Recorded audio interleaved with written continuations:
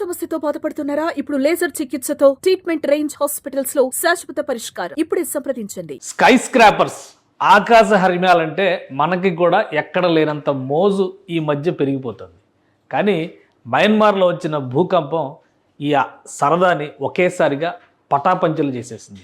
ఎందుకంటారా, ఎత్తైన భవంతులు ఎంత దూరంలో ఉన్నా భూ ప్రకంపనలకి లోనైతే కుప్పకూలిపోతాయి అనడానికి బ్యాంకాక్లో కూలిపోయినటువంటి స్కై స్క్రాపర్సే ఒక ఉదాహరణగా నిలుస్తున్నాయి.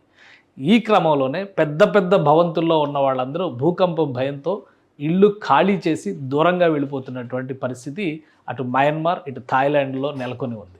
ముఖ్యంగా భూకంప కేంద్రానికి దాదాపు 1400 కిలోమీటర్ల దూరంలో ఉన్నప్పటికీ కూడా బ్యాంకాక్ పెను ఉత్పాతానికి లోనైంది.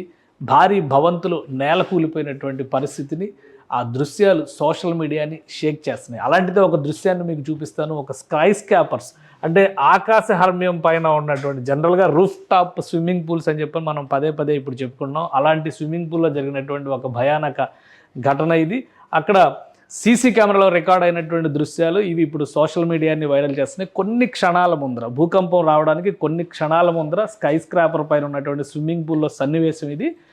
ఈ సందర్భంలోనే భూములు ప్రకంపనలు మొదలు కావడం, అలజడి స్విమ్మింగ్ పూల్లో కూడా ఒక అలజడి లోనవడం మీరు గమనించి చూస్తే కనుక మొత్తం కొన్ని సెకండ్లోనే భయోత్పాతాన్ని సృష్టించేటువంటి సన్నివేశం కనిపిస్తుంది. అలానే ఈ ప్రకంపనలు కొనసాగింది కేవలం 10 సెకండ్ల నుంచి 16 సెకండ్లు మాత్రమే.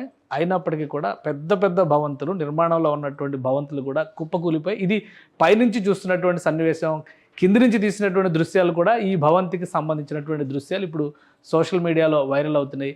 బ్యాంకాక్ భూకంప కేంద్రానికి దాదాపు 1400 కిలోమీటర్ల దూరంలో ఉన్నప్పటికీ అక్కడ పెద్ద ఎత్తున నిర్మాణంలో ఉన్నటువంటి భవనాలు కుప్పకూలిపోయినటువంటి పరిస్థితి. మెట్రో రైలుకి సంబంధించినటువంటి కారిడార్ల మధ్య గ్యాప్ వచ్చేసింది. దీంతో మెట్రో రైలును కూడా ఆపేస్తూ నిర్ణయం తీసుకుంది బ్యాంకాక్లో ఉన్నటువంటి ప్రభుత్వం. ఇమ్మీడియట్గా ఎత్తైన భవంతులు పెద్ద భవనాలకి సంబంధించినటువంటి పటిష్టత పైన పరీక్షలు చేయాలని చెప్పని ప్రభుత్వం నిర్ణయం తీసుకుంది. దీంతో ప్రజలందరూ కూడా సురక్షిత ప్రాంతాలకు వెళ్ళిపోతున్నటువంటి పరిస్థితి. ఈ దృశ్యాలతో పాటు ఒక విషయాన్ని మనం విశ్లేషించి చూడాల్సింది ఏంటంటే, ఇక్కడ డిస్టెన్స్ వైజ్గా చూసినప్పుడు ఇది మొత్తం కూడా సిస్మిక్ జోన్గా ఉన్నటువంటి రెడ్ మార్క్ ఉన్నటువంటి ప్రదేశం అంతా కూడా సిస్మిక్ జోన్ అంటే భూకంప తీవ్రత ఉండేటువంటి లేదా భూకంపానికి అవకాశాలు ఉండేటువంటి ప్రాంతాలు. ఇది ఇండియన్ టెక్టానిక్ ప్లేట్ ప్లస్ ఇక్కడ ఉన్నటువంటి మయన్మార్ మైక్రో ప్లేట్ మధ్య జరిగేటువంటి సంఘర్షణ ఫలితంగానే ఈ ప్రదేశం చాలా వరకు భూకంపాలకి కేంద్రం అయ్యేటువంటి అవకాశం ఉన్న ప్రాంతంగా శాస్త్రవేత్తలు విశ్లేషిస్తున్నారు. సో ఈ క్రమంలోనే మనం చూసినప్పుడు ఇప్పుడు ప్రస్తుతం జరిగినటువంటి భూకంప ప్రధాన కేంద్రం చూస్తే మయన్మార్లోని మ్యాండలేలో ఉంది. మ్యాండలేకి బ్యాంకాక్కి ఉన్నటువంటి డిస్టెన్స్ ఒకసారి మనం విశ్లేషించేటువంటి ప్రయత్నం చేద్దాం. ఇది మ్యాండలేకి బ్యాంకాక్కి ఉన్నటువంటి డిస్టెన్స్ సూచించేటువంటి మ్యాప్ 828 మైల్స్ అంటే దాదాపుగా 1380 కిలోమీటర్ల డిస్టెన్స్ చూపిస్తున్నటువంటి ప్రదేశం ఇది. ఈ 1380 కిలోమీటర్ల డిస్టెన్స్ కూడా చాలా దూరంగా అడవులు మధ్యలో అనేక నదులు ఇటువంటి భూమిపైన జరిగేటువంటి అభివృద్ధి ప్రణాళిక మొత్తాన్ని కూడా మనం చూస్తాం. బ్యాంకాక్ అనేది అంతర్జాతీయ నగరంగా ఉన్నటువంటి నగరం. ఆ డిస్టెన్స్ వైజ్గా చూస్తే చూడండి 18 గంటల 45 నిమిషాలు ప్రయాణం చేసేటువంటి మార్గం ఉంటుంది.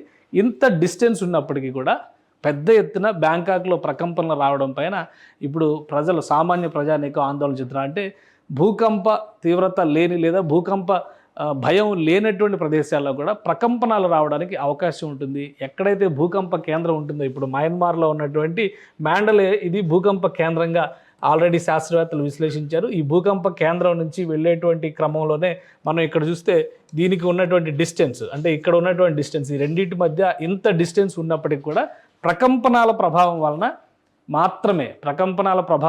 మాత్రమే బ్యాంకాక్లో నష్టం జరిగింది. దానికి కూడా ప్రధాన కారణం 5-6 అంతస్తులు ఉన్నటువంటి భవనాలకి పెద్దగా ఇబ్బంది కలగలేదు. 50 అంతస్తులు నిర్మించినటువంటి భవనాలపైన మాత్రం భయాందోళనలకు గురైనటువంటి పరిస్థితి ఉంది. తీవ్ర కంపనాలు వచ్చినటువంటి సందర్భంలో ఇంట్లో వస్తువులు పడిపోవడం దగ్గర నుంచి బిల్డింగ్ కూలిపోద్దనేటువంటి ఆందోళన ఏర్పడినటువంటి పరిస్థితి ఉంది. అలానే మెట్రో రైల్ లాంటివి ఎక్కడైతే డబుల్ డెక్కర్గా నిర్మాణాలు జరిగినాయో అక్కడ ప్రతి చోట కూడా సమస్య ఎదురైనటువంటి పరిస్థితి ఏర్పడింది. దీనికి తోడు పిల్లర్లకి సంబంధించి పిల్లర్లకి మధ్య ఏర్పడినటువంటి ఖాళీలు ఇప్పుడు ఒక పెద్ద సమస్యగా మారుతున్నాయి. వాటిని మళ్ళీ నిర్మించాల్సినటువంటి పరిస్థితి ఉంటుందా లేదా సామాన్యమైనటువంటి మరమ్మతుల ద్వారా వినియోగంలోకి తీసుకురావడానికి అవకాశం ఉంటుందా? ఈ రెండు అంశాలపైన బ్యాంకాక్ ప్రభుత్వం అధ్యయనాలు చేసేటువంటి ప్రయత్నంలో నిమగ్నం అయి ఉంది. ఈ అనుభవం తర్వాత స్కై స్క్రాపర్స్ అనేటువంటి ఆలోచన వైపే భయం గొలిపేటువంటి పరిస్థితులు ఉన్నాయని శాస్త్రవేత్తలు విశ్లేషిస్తున్నారు. ఎందుకంటే ఎత్తైనటువంటి భవనాల నిర్మాణ సమయంలో ఎన్ని జాగ్రత్తలు తీసుకున్నప్పటికీ కూడా భూకంపనాల తీవ్రత రిక్టర్ స్కేల్ పైన 7 కంటే ఎక్కువ నమోదైతే కూలిపోవడానికి అవకాశాలు ఉన్నాయనేటువంటి సంకేతాలు ఎప్పటి నుంచో ఉన్నాయి. భూకంప కేంద్రం కానీ లేదా భూకంపాలకి అవకాశం లేనటువంటి సురక్షితమైనటువంటి జోన్స్లో ఇలాంటి నిర్మాణాలు జరిగినప్పుడు కొంతవరకు వెసులుబాటు ఉండొచ్చు. కానీ కంపనాల తీవ్రతను బట్టి సురక్షిత ప్రాంతాలు కూడా దాని ప్రభావానికి లోనయ్యే అవకాశాలు ఉన్నాయని శాస్త్రవేత్తలు విశ్లేషిస్తున్నారు. సో స్కై స్క్రాపర్స్ జోలికి వెళ్ళాలంటే ఈ భూకంపం తర్వాత భయపడాల్సిన పరిస్థితి వస్తుందా అనే సందేహం కలుగుతుంది. మొత్తం మీద బ్యాంకాక్ కానీ మయన్మార్ కానీ తేరుకోవడానికి కనీసం 1 నెల రోజులు పట్టేటువంటి అవకాశం కనిపిస్తుంది. బ్యాంకాక్లో ఇప్పటికే సామాన్య జనజీవనం ప్రారంభమైనప్పటికీ నష్టాల విషయంలో మాత్రం ప్రభుత్వం ఇంకా అంచనాకు రాలేకపోతుంది. ప్రాణ నష్టం కంటే ఆస్తి నష్టమే థాయిలాండ్లో ఎక్కువగా జరిగినట్టుగా అంచనా వేస్తున్నారు. సుమన్ టీవీలో మీ పర్సనల్ అండ్ బిజినెస్ ప్రమోషన్స్ కోసం కింది నెంబర్కి కాంటాక్ట్ చేయండి.